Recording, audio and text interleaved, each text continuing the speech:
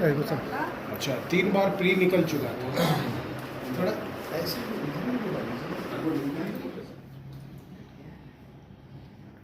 ये इसका 4th attempt है ईशा का और 3 मेंस प्री निकला है इसका। 3 बार प्री निकला है। फर्स्ट प्री सिर्फ नहीं निकला था, बाकी सारे प्री निकले हैं और इस बार मेंस और इंटरव्यू दोनों को शायद यूपी पीसीएस की परीक्षा में भी उत्तीर्ण हुई थी। हाँ कब दी थी उसको नहीं, परीक्षा? इस बार ही दी है। परीक्षा में उत्तीर्ण नहीं हुई, इसका प्री हुआ है और बीपीएससी का भी प्री हुआ है। ये 25 को आने वाली थी यहाँ पे पटना एग्जाम देने के लिए, लेकिन तब तक ये रिजल्ट आ गया। अच्छा बीपीएससी को भी मेंस देना है उसको? हाँ मेंस देना था लेकिन अभी रुक गई। और यूपीएससी में ये 4 बार अटेम्प्ट ली और चारों बार प्री में क्वालिफाई की? 3 बार प्री में। हाँ प्री हुआ। हाँ बता दिया। मम्मी को किया था सबसे पहला बार। और मम्मी को किए थे। ये कहाँ से आप पढ़ाई शुरू किए पहले?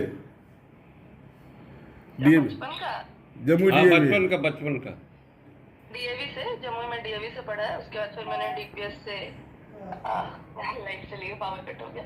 डीपीएस से मैंने फिर 11-12 किया है और फिर उसके बाद चाणक्य से नेशनल यूनिवर्सिटी पटना से वहाँ से लॉ करा है। कितने घंटे की तैयारी रही यूपीएससी के लिए और पिछले 3 सालों में क्या गलतियां हो रही थी जो इस बार आपने नहीं दोहराई? मेरा प्रोजेक्ट था वो इस बार का सब कंप्लीट हो तो आयशा ईशा राणा आ रहा है ना, दिख रहा है हम लोग। हाँ दिख रहा है। तो वही सवाल है कि तैयारी कैसी रही और पिछले 3 बार ऐसी तैयारी में कौन सी कमी रह गई थी जो इस बार आपने वो पूरी कर दी? कितने घंटे की मेहनत रही, कितने घंटे की तैयारी?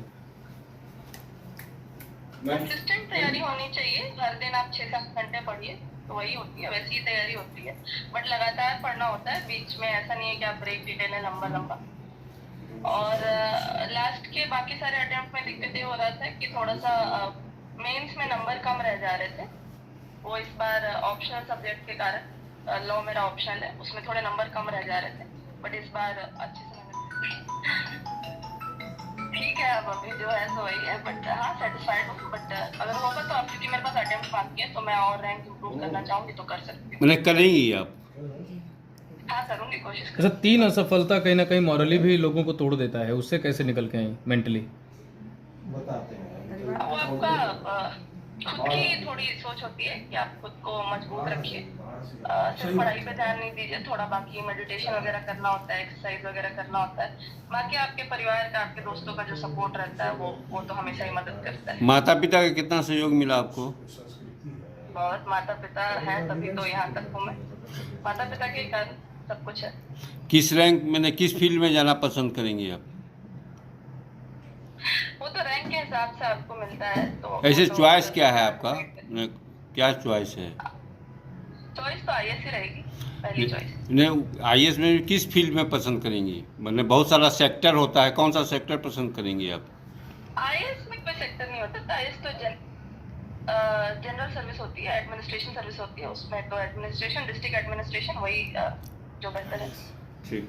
इसके अलावा भी आपने जो है पीसीएस और जो है बीपीएससी का भी क्रैक किया है, तो क्या उसका है, उसके बारे में थोड़ा बताएं। क्या बोला आपने? यूपी पीसीएस का भी आपने एग्जाम क्रैक किया है और बीपीएससी का भी शायद आपने क्रैक किया था, जी। तो उसके बारे में थोड़ा सा बताएं, क्या कब किया था? हम तो पीसीएस और सिविल्स की सिलेबस लगभग सेम होता है। तो अगर एक बार आप यूपीएससी की तैयारी कर लेते हैं तो पीसीएस थोड़ा आसान हो जाता है। तो इसीलिए वो तो ज़्यादा तैयारी भी नहीं करी मैंने उसके लिए, बट फिर भी एग्जाम दिया था तो प्रीलिम्स हो गया दोनों का। सब लॉ पढ़ रही थी, मजिस्ट्रेट भी बनना चाहती थी। जी। लॉ पढ़ रही थी, आपकी पहली प्रेफरेंस मजिस्ट्रेट बनना थी शायद? नहीं, मजिस्ट्रेट बनने के लिए तो मैंने कभी एग्जाम भी नहीं दिया। मुझे शुरू से सिविल्स ही करना।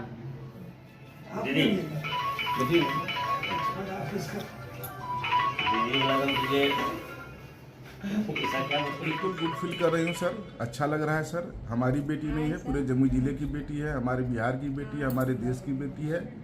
और मैं चाहूँगा कि हर घर में इस तरह की खुशियाँ आए, आगे बढ़े। मैं तो अपनी बेटी से और उम्मीद करता हूँ कि इससे भी और आगे वो जाएगी। वीडियो कॉल के माध्यम से भी बात कर रहे थे। हाँ, तो उसके हैप्पी मूड, ग्लैड मूड में देखना चाहता हूँ हर हमेशा मैं अपनी बच्ची को।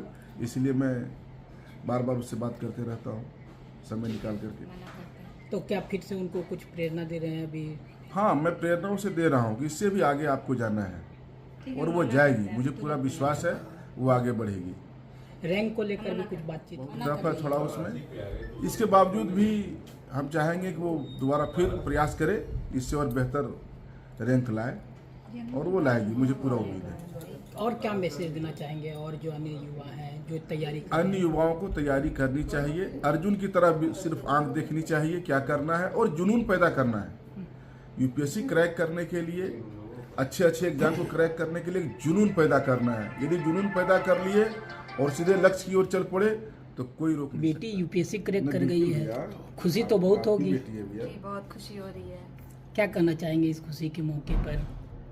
संतुष्टि है कि पढ़ाई से थोड़ा सा इसका बहुत मेहनत की है, अब सफलता मिली है। देखिए अब क्या होता है। शुरू से पढ़ने में कैसी रही और है? भी आगे करेगी शुरू भैया, से वो काफी इससे भी बेहतर अच्छी थी करेगी, वो ये तो पढ़ाई है। में, वो और डीएवी भी में एग्जाम थी देगी, वो इससे भी और बेहतर करना चाहिए। 10 में ये 10 CGPA लाई थी। उसके बाद ये बोकारो चली गई DPS और वहाँ से ये +2 करने के बाद इसका चाणक्य नेशनल लॉ कॉलेज में जी वो क्लैट कंप्लीट की और उसके बाद वो बहुत टफ फिर एग्जाम है भैया, लॉ यूपीएससी करने तो के बहुत बाद टफ है, वो एकदम दिल्ली आदमी चली समझ गई। जाता है। ओल्ड राजेंद्र नगर में रह के वो तैयारी कर रही थी और जी, 3 साल से ये तैयारी कर रही थी। अच्छी छात्रा तो है। बेटी कैसी है ईशा? घरेलू काम में भी हाथ बहुत बटाती अच्छी है। है, बहुत हर मामले में अच्छी है ये।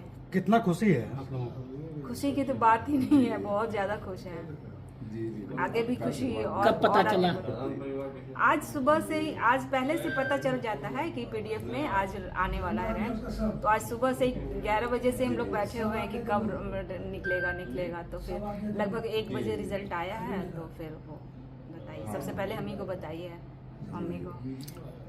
ईशा चाह रही है बेहतर रैंक के लिए दोबारा एग्जाम जी देना, हाँ, तो आप लोग जी। का कितना सपोर्ट रहेगा इसमें? पूरा सपोर्ट है। वो जब तक चाहे पढ़ सकती है, लेकिन वो रैंक इम्प्रूव जरूर करेगी, क्योंकि 25 को फिर मई को प्रीलिम्स है और उसके लिए फॉर्म भर चुकी है और वो फिर से एग्जाम देगी। पिताजी अधिवक्ता?